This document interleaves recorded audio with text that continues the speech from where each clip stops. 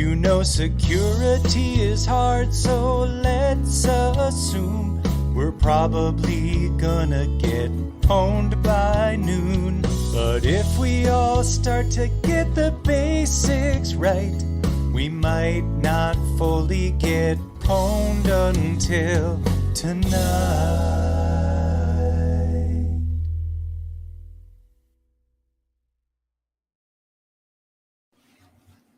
Hey, there we go. Good afternoon to you and yours. I missed you last week. I had to take a little bit of a mental health break because I was webinared out. So I'm glad to be back in the webinar live stream saddle, so to speak, and specifically to be talking with you today about simulating ransomware with a monkey. And I'll get my slides up and stuff, and we're gonna do we're gonna attempt the live demo gods big time with this. But this is something that I got into just recently because I had a customer request for, hey, how can we, in like a fairly benign way, how could we simulate ransomware and sort of understand the potentially devastating effects, ideally without blue screening and taking over systems and breaking them irreparably. Is that a word? Breaking them to the point where they can't be repaired. And so I started playing with a free tool from Akamai called Infection Monkey. Akamai is not a sponsor, but hey, if any of you are Akamaiers, then let's talk. So I'm going to show you in my lab environment how to infect your test network, right? Don't do this in prod. I'll say this maybe 4 or 5 more times, but please don't do any of this stuff on your prod environment, because I can't be held responsible, nor can the folks at Akamai. But that's what we're going to do. We're going to infect a test lab with monkey ransomware, kinda. So let me just get through a couple of slides, and then we'll get right to it. All right. So we'll do a couple shameless promos, and we'll get through those quickly. Okay. And then we'll get right into working with Infection Monkey. And I'll show you kind of what I know of it so far. I'll call this a bit of a crash course / first impressions, because I really like it so far, but I think I've found some buggy things that I might need to report. And then if you stay tuned to the end, I've got an opportunity to win some tickets to HackSpaceCon, which is coming up. And oh my gosh, do they have a list of incredible folks who will be presenting and giving courses. So stay tuned for that. I'll give you an email address that you can write. And if you do write that email address, you will be in the virtual pool, so to speak, that will draw from once a week for the next, let's see, we've had 3 giveaways. I think we got 2 to go. So 1 this week, 1 next week. You can win a free ticket to HackSpaceCon. Just as far as events, you're here. If you're watching this right now, then you know that we do live stuff that has to do with security every Thursday, 1 p.m. Central Time.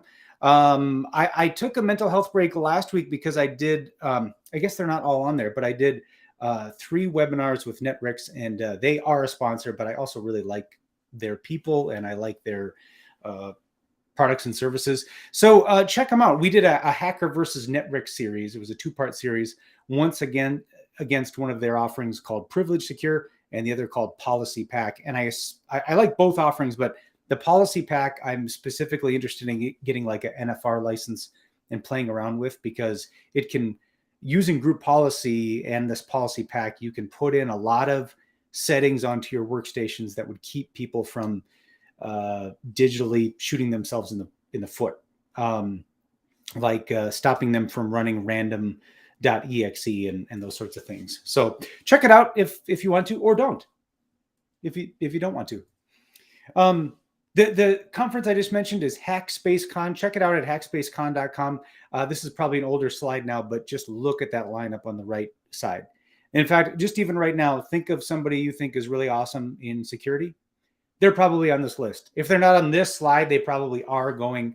And I'm very jealous that I can't attend. But stay tuned to the end. Like I said, I'll give you an email address to write and put yourself in the digital hat.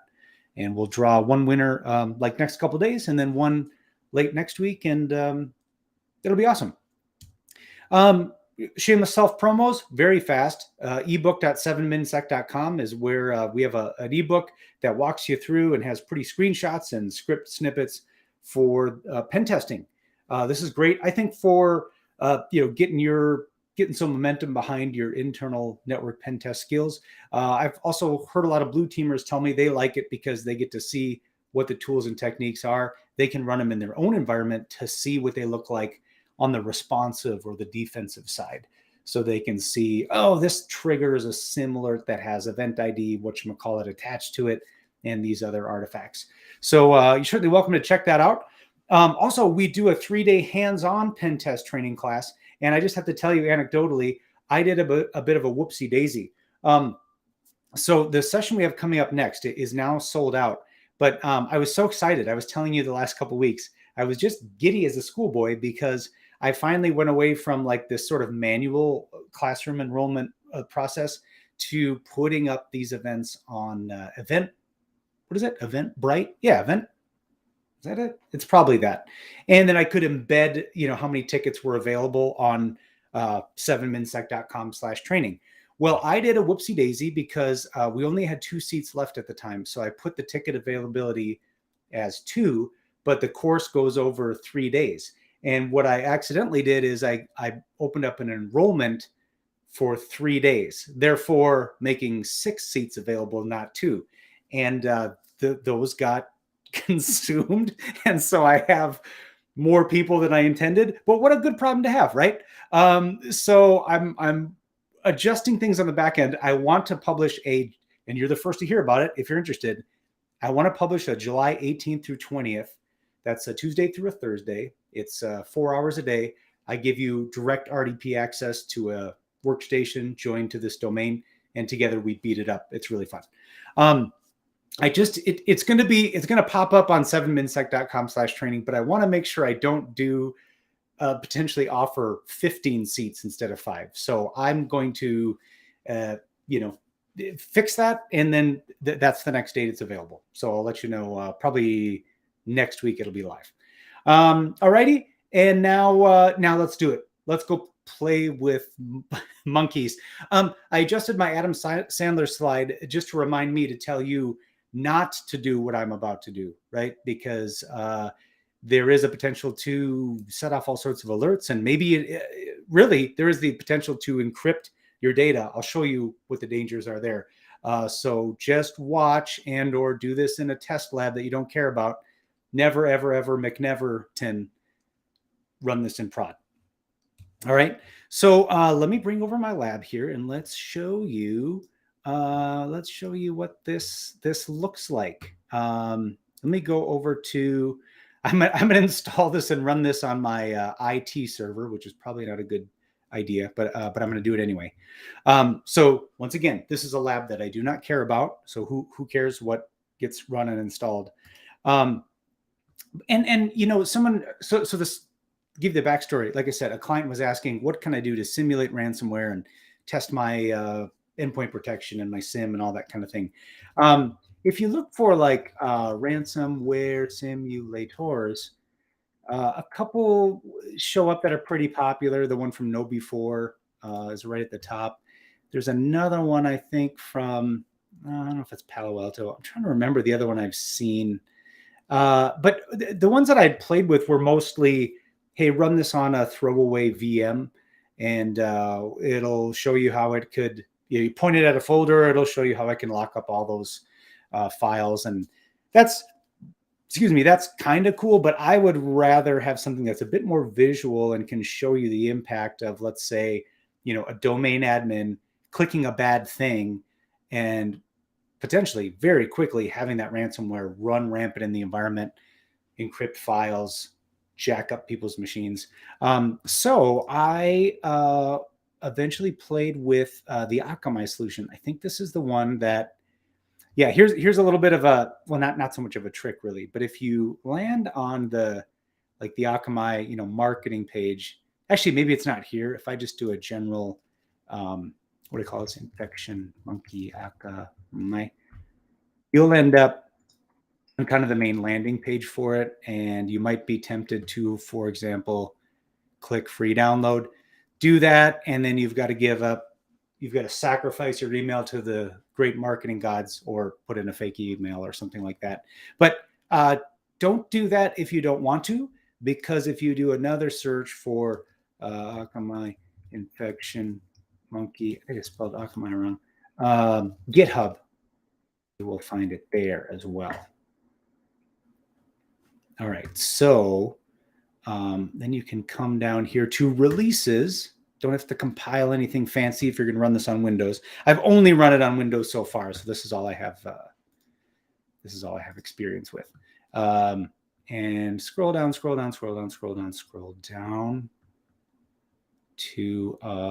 there's a Docker image. There's the Linux package. Just grab, I think Infection Monkey 2.0 will do it for you. Now, both the install and the actual ransomware simulation itself from the monkey is going to make Defender, or your endpoint protection, blood red mad. So I'm just going to go ahead and do what we should never do, right? Which is we're going to lower the shields. We're going to come in here. We're going to just going to bury the hatchet, make absolute sure this doesn't bother us during this install. All right, so now I should be safe to download this. And did I mention you shouldn't run this in prod? Yeah. Okay, you shouldn't run this in prod. Okay, so let's open it up. I don't see any screaming from Defender, so I think we should be okay. Oh, did I just grab the wrong one? What did I grab? Oh, maybe I grabbed the like the agent instead of Monkey Windows 64. Oh, maybe it's sorry, my bad. This is what I believe they call Monkey Island. This is the larger download, I think. Okay, let's try that. Yeah, my bad. So you've got this, but we'll see. We don't really need this. But the Infection Monkey 2.0, that's the real installer. So we're going to agree to this code being run. All good. And this is a fresh server 2019 thingy. So no special, I didn't have to install any dependencies or anything like that. That's kind of nice. This is like just the OS and nothing. So so this is going to be, this is my IT01 box. This is what's going to be called the Monkey Island. So this will be where either we tell the island, go out and run a ransomware simulation, or we are going to, as you'll see, we're going to get some PowerShell to run on a different system to simulate that initial access or that first point of ransomware being fired off in the environment. So let's launch the island, and of course, let's create a shortcut on the desktop. Now, if you've ever checked out one of these webinars or ever listened to me talk about anything, you know that I don't like to read. Number one, I don't read that well. Number two, I think reading is boring, and I'll spend hours figuring out something manually in the hard way versus spending 4 seconds RTFMing. So in this case, I have not read, I've only played, I have not read about this at all. I'm sure in the instructions it will tell you, once you run the installer, watch the output from the console, because you'll see, here it is. They'll tell you, okay, we're all set. Now this web interface is running. So don't, like I thought, don't think that this process got hung or it should just be closed because it's frozen.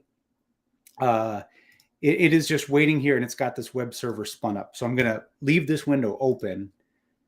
And now in Chrome, I'm going to just get ahead and we will log into the island. Beautiful. And this is, if I remember correctly, for your first time logging into the web interface, you can pick whatever you want. I don't think there's a default cred. It's just whatever you want. But let's test that right now. Username Brian. Password Brian.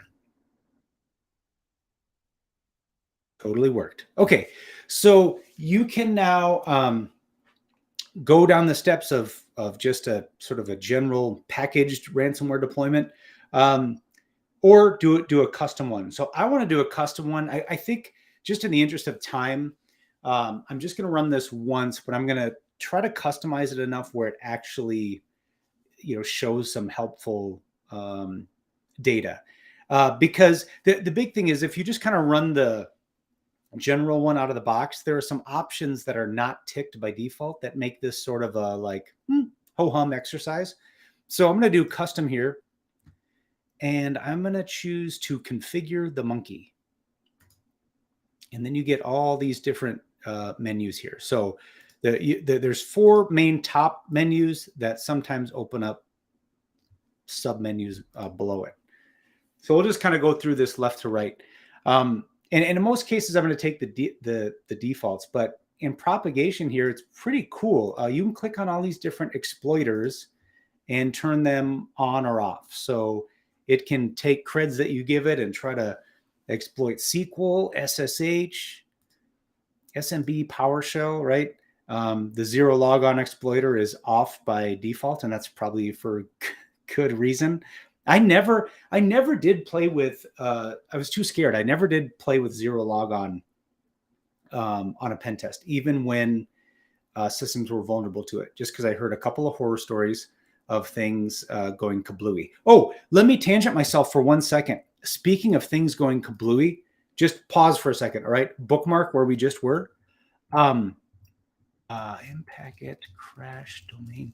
There's something I've been talking about almost every live stream that I just want to give you an update on. Okay, I'm going to copy and paste this into chat just so you have it.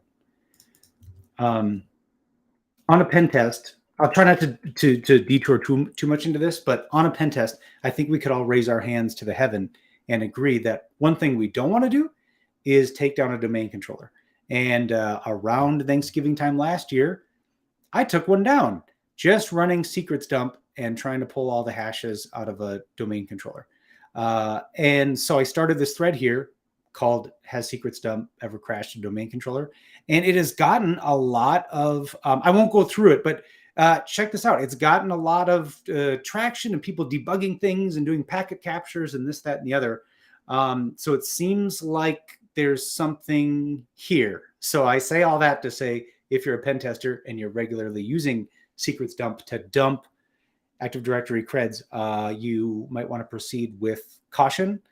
And in fact, I think someone pointed out one of the last updates was from the folks who, maybe it's not here, but the folks who make CrackMap exec, I think they put a warning now in their secrets dump option in red that says like, this may crash a domain controller. I think the gist of this issue says that it's server 2019 boxes that are the most vulnerable, but I think the jury's still out. So anyway, proceed carefully, okay, with dumping those hashes.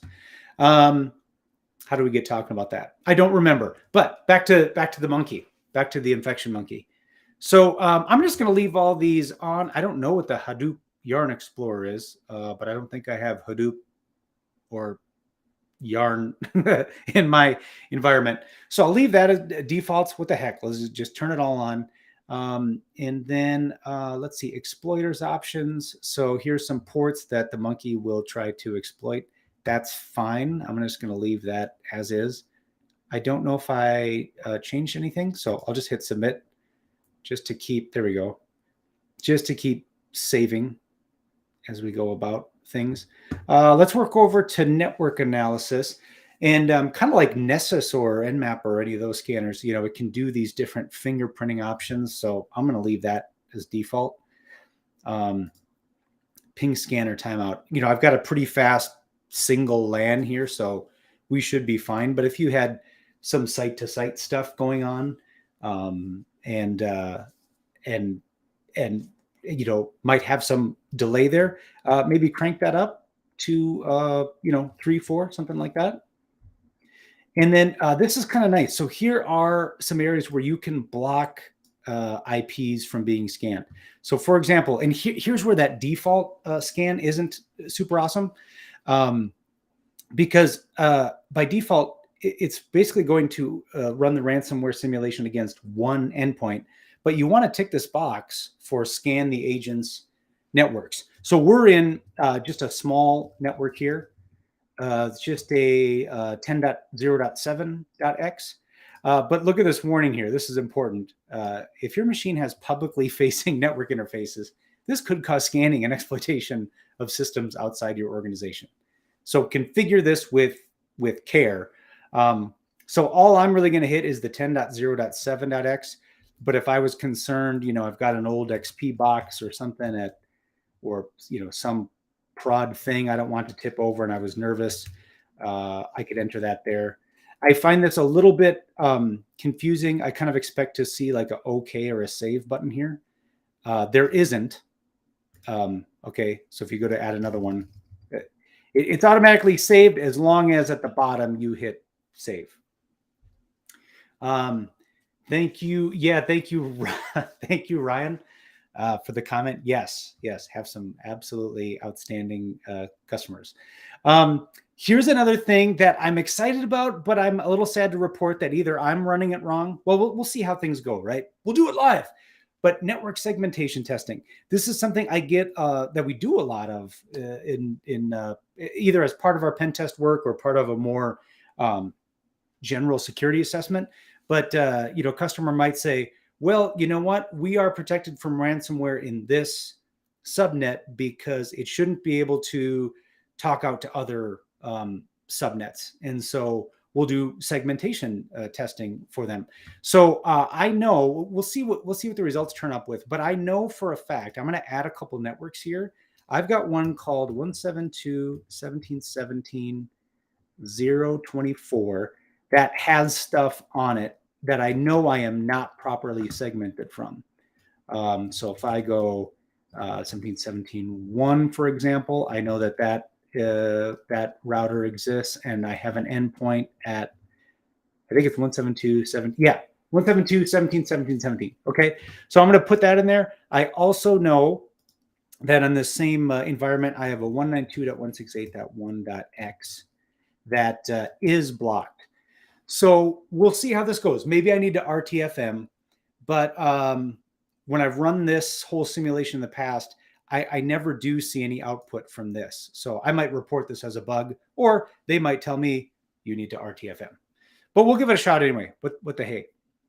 And then target ports, I'll just leave that all as default. Those are some good old, popular ports. So let's submit that again and see what else we've got. Okay, credentials. So this part, I'll play with that a little bit here, but I imagine this could be fun for, fun air quotes, right? A lot of times coming out of a pen test, we'll find a cred that is, username Brian, password Brian, or gosh, we've got this local admin cred called local admin, and the password is company name 1 exclamation. We really want to retire that. But whatever, we won't get the approval for the budget and the time we need to make that a high priority project. This could be your chance. Proceed carefully, of course, right? This would be your chance to show the impact of, a single week cred and what it could mean from a ransomware standpoint. So I know I have one SSH box here that does have sevminsec as the username and sevminsec as the password. So I'm going to try this. I should have done this not live, but we're going to try it.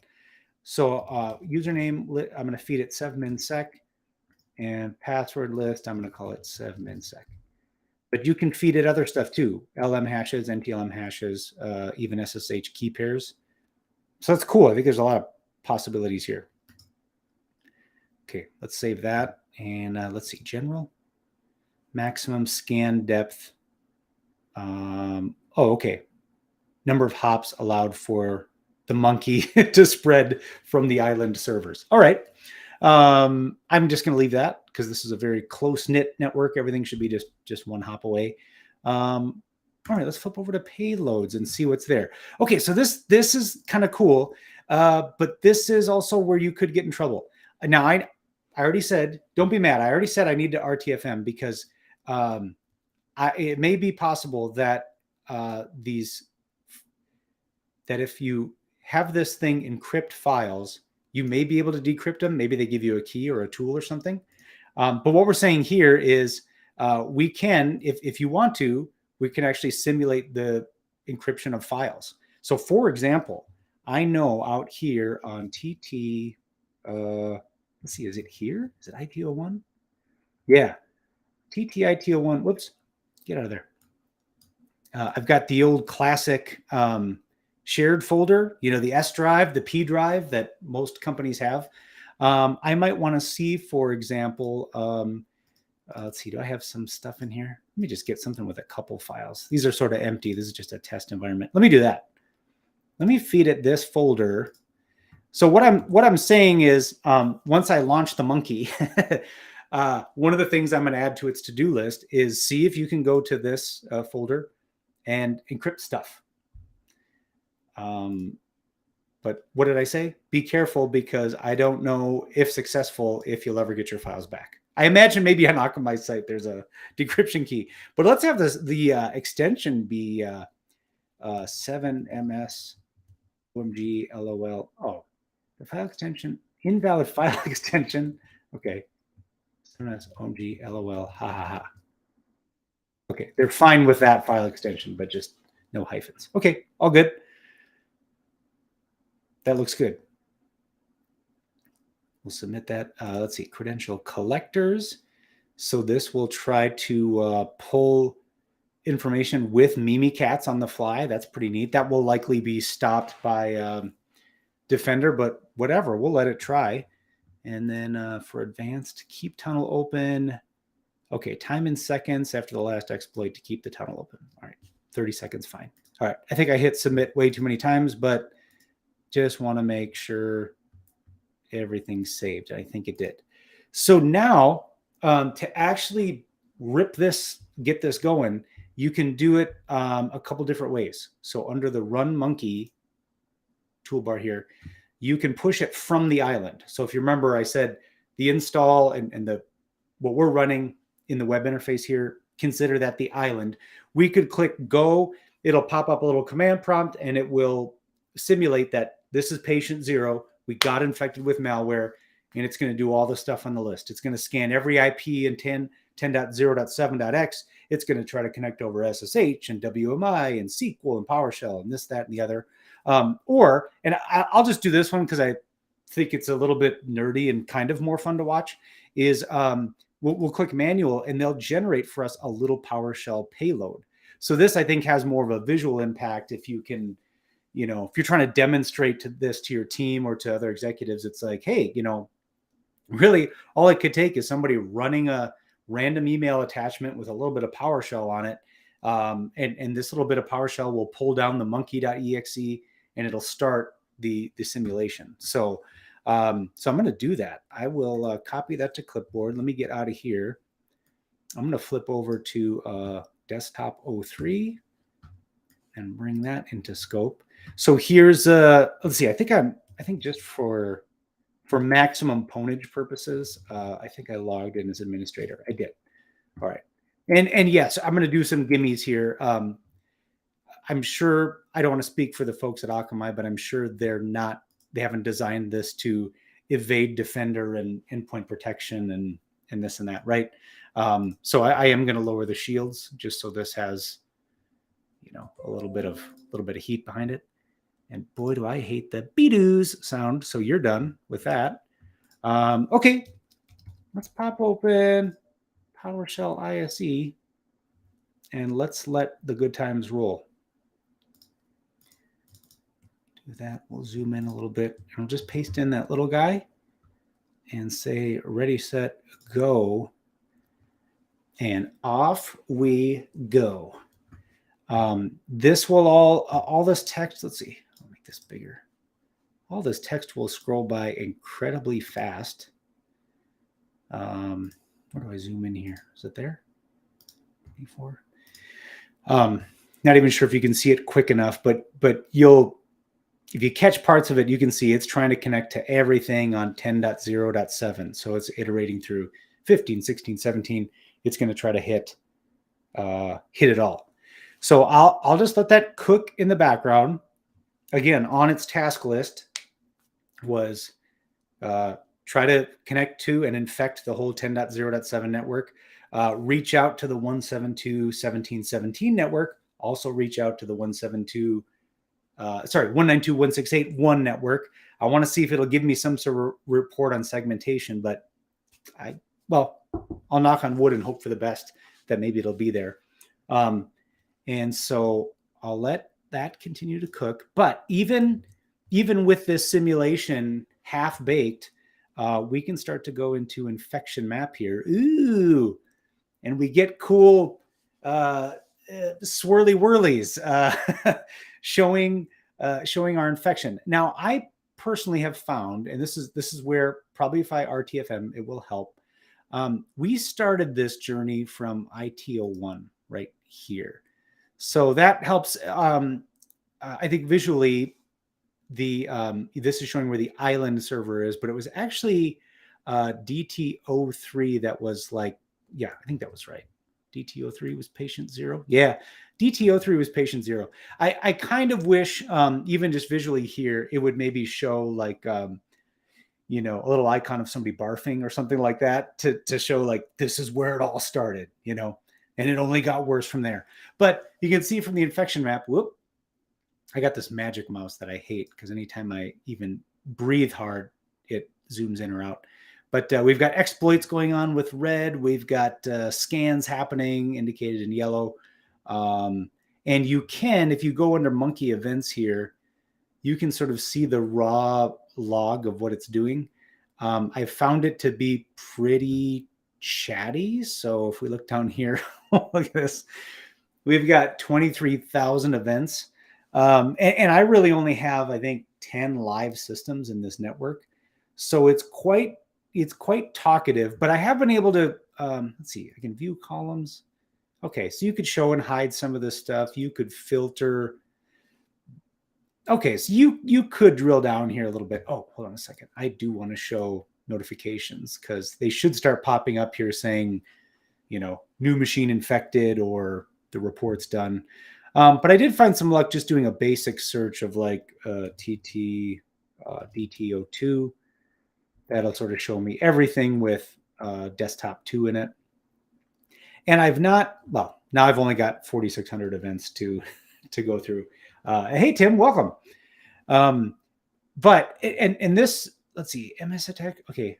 Oh, monkey is done. All right. So we'll look at the reports. What I think is cool, but I've not yet seen any hard results from yet. Let me look at DT03 where this all started. I just wanted to see it attack. Oh, there's so many events to go through. But you see these fields here for keys. I think what you would expect to see. Oh, let's see, file encryption event. Oh, success true. Let me see here. Oh, cool. Okay, so there is some good stuff in here. So, so you'd be able to search for this. Remember, I pointed the encryption file part of this at this shared drive. Let's go look at that and see what that looks like. That's pretty sweet. Oh, okay. So, so yeah, there's. I had 2 files in there. They have now been encrypted with the 7ms OMG LOL ha ha ha extension. And I imagine, I've never tried to open these, but Windows doesn't know how to open up. Windows doesn't know how to open up 7ms OMG LOL ha ha ha. But I'm just curious, did it really encrypt it? Or if I open it up, oh yeah, that's not what it looked like. So I am screwed if that was any sort of production data. So what did I say before? Don't run this in prod, or in that option, don't have it actually choose to encrypt files. But those 2 files I had there are janked up. And then this I think I've seen before. They leave you a README. Okay, don't panic. This is not a real ransomware attack. If you've discovered this file, unsure how to proceed, please contact your administrator. I don't want to waste your time too much with this, but I am curious if like right in the README, is there a decryption key? I mean, you'd think there'd have to be, right? What if somebody didn't read? Okay. Well, all right. I'll read later. But what if somebody ran this in prod and screwed this up? Hopefully there's a decryption tool, but anywho, but I think too, I've not seen it happen successfully, but I think if they were able to, if a machine was able to capture, like with Mimikatz and actually capture creds, I think that stuff would pop in here. But anyway, it's cool just to have that event trail and see that DTO3 reached out. It found the files we were looking for, the crown jewels of the network, encrypted them up. It wouldn't take much. It didn't take much here to create a small test lab with just some Windows 10 and Server 2019 boxes. That'd probably be the best place to go about it. So that's the infection map. And now let's look at the final things they give you here. So under security reports, they give you two different documents, a security report and a ransomware report. And this is letting me know my monkey is still out doing stuff. So this report may half load or may not have all the information we expect. I might just see if I can kill the monkey in the background. Let me see if ransomware report will load. Might still be thinking about it. I don't know if I dare tempt fate by just doing a hard refresh right in the middle of stuff. Yeah, okay. All right. Hold on one second. I'm going to go over here. I'm going to kill the monkey. All right. The monkey is dead now. Don't want to take that out of context. Let's see if this will. Okay, there we go. So you get two reports, security report and ransomware report.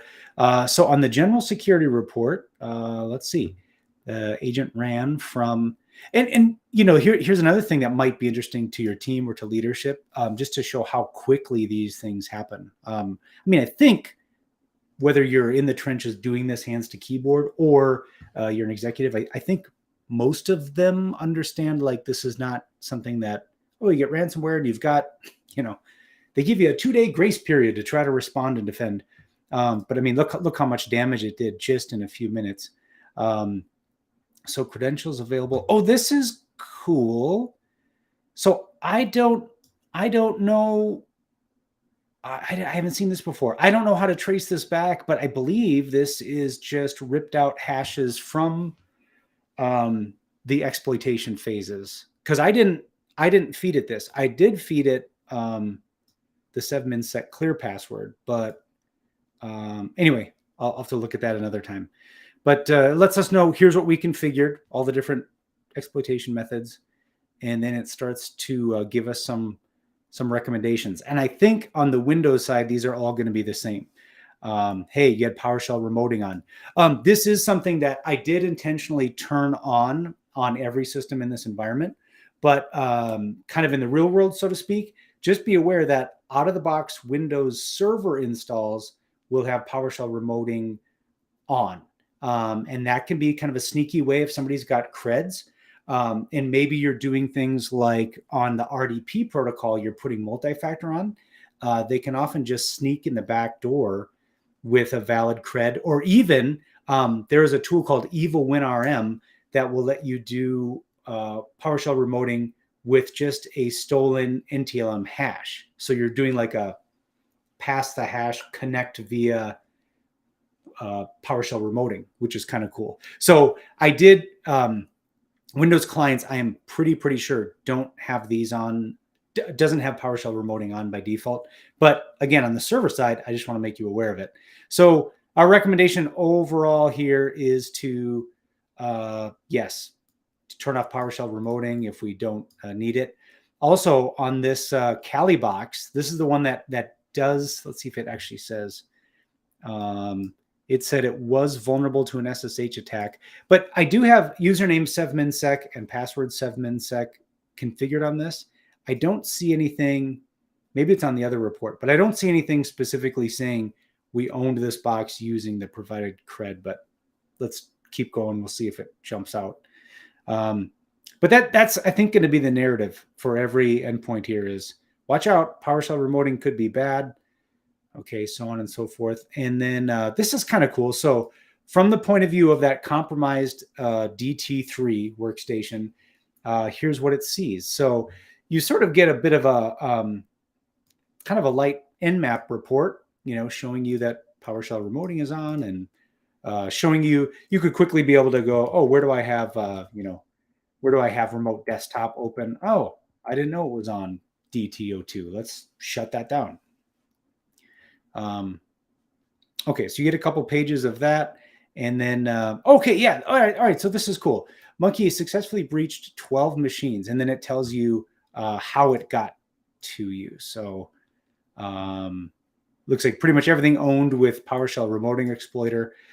Here's where it got in via SSH on my Kali box with the provided creds. So that is pretty neat. What maybe isn't neat is I said, show me 100 rows. And I think the software is literally going to show me 100 rows. It is. Okay. So maybe a small bug report. And then, oh, okay, sweet. So nice. So it did steal credentials. Now it didn't say really from where, but it got the domain admin NT hash, although we were logged in as domain admin at the time. But still, that's information you don't want getting out the door. It looks like it got a bunch of machine level hashes and then also a student hash.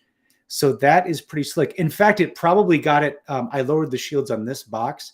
I have a feeling student one and administrator probably came from this box. But either way, I mean, it's kind of like regardless of where they came from, it's it could be alarming for the organization. But if this was me, I would like to, if I'm using this to audit the environment, I would like to know, where did you get these hashes? Because if I see like, temp local admin or something like that, and it's like, what?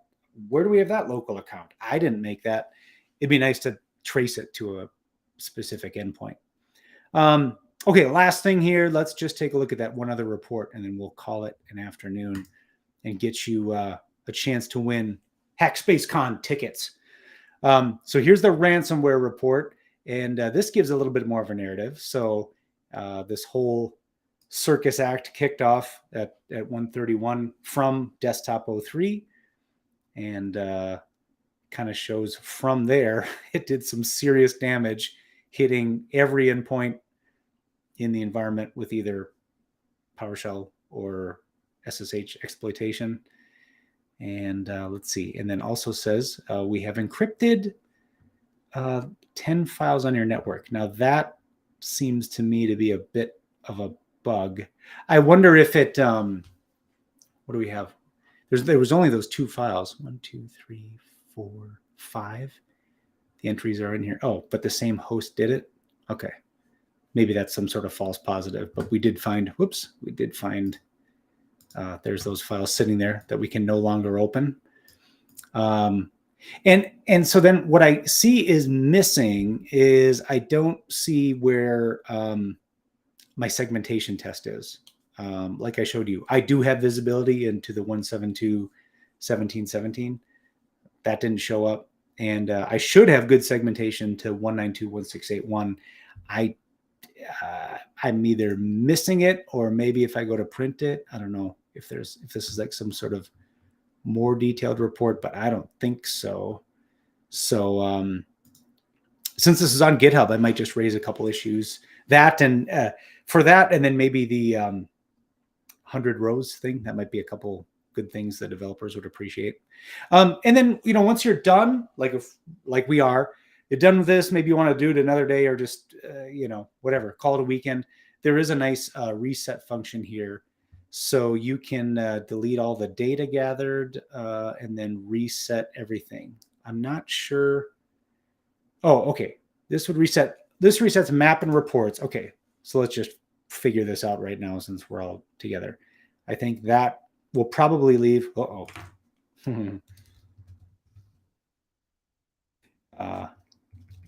That just take away our maps but leave our configuration, maybe? Okay. That seemed to kind of leave everything. I thought that was going to reset the map and reports. Let's see. Security reports. They seem to still be there. But I think you could do reset the island. And I think that might give you a clean slate.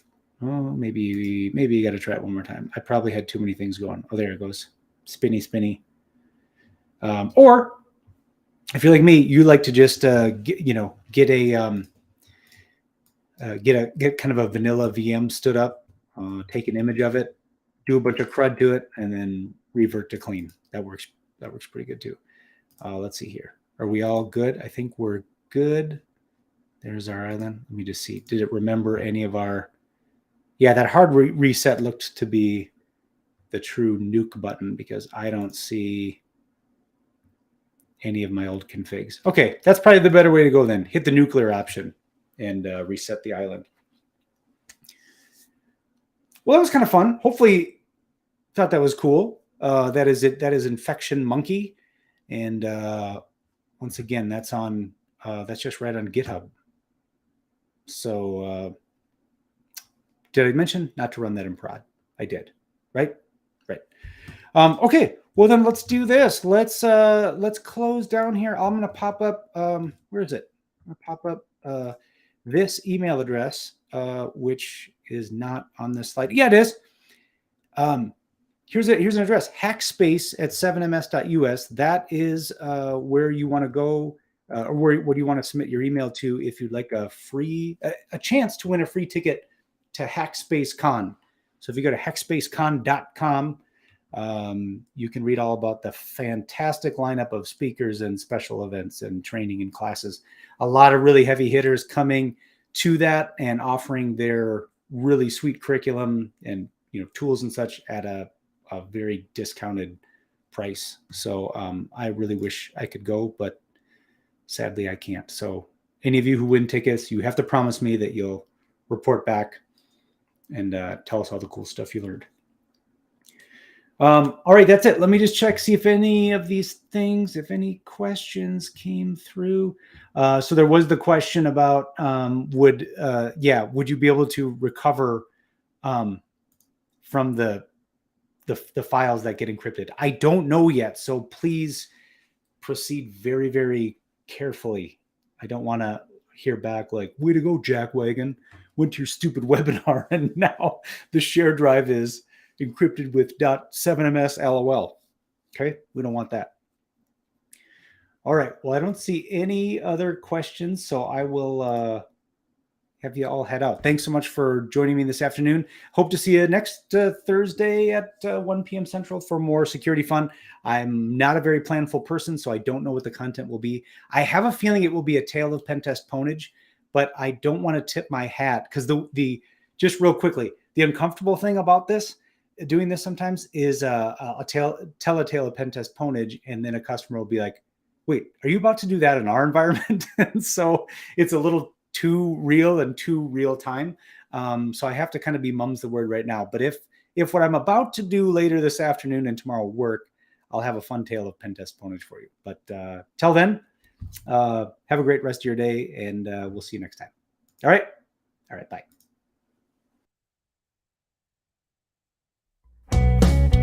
You've been watching or listening to 7 Minute Security, a weekly podcast focused on pen testing, blue teaming, and building a career in security. For more episodes like this, visit 7ms.us. And for information about our consulting services, visit 7minsec.com.